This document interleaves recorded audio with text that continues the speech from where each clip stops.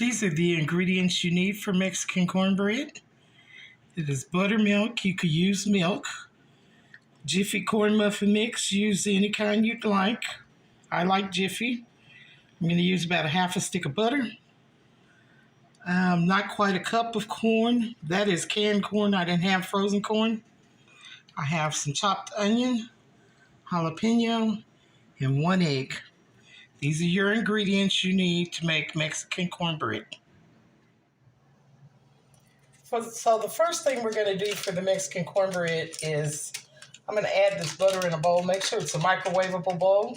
I'm going to add some of this in and we're going to put it in the microwave for about 2 minutes.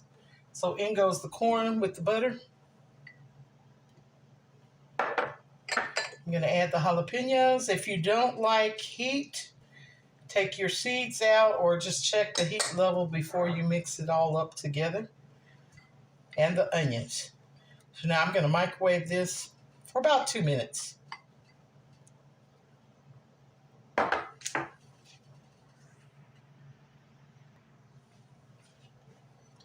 Okay, so it's out of the microwave. This is what it looks like. Next, I'm going to add my Jiffy corn muffin mix.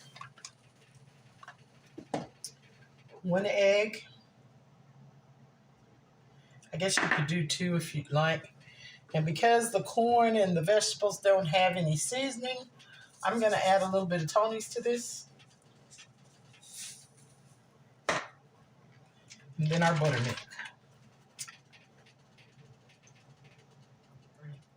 So we just add a little bit of milk in and I'm going to see how thick it is.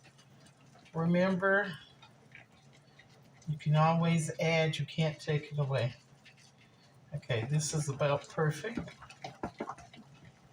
I have my oven preheating on 350. I'm going to make these into muffins.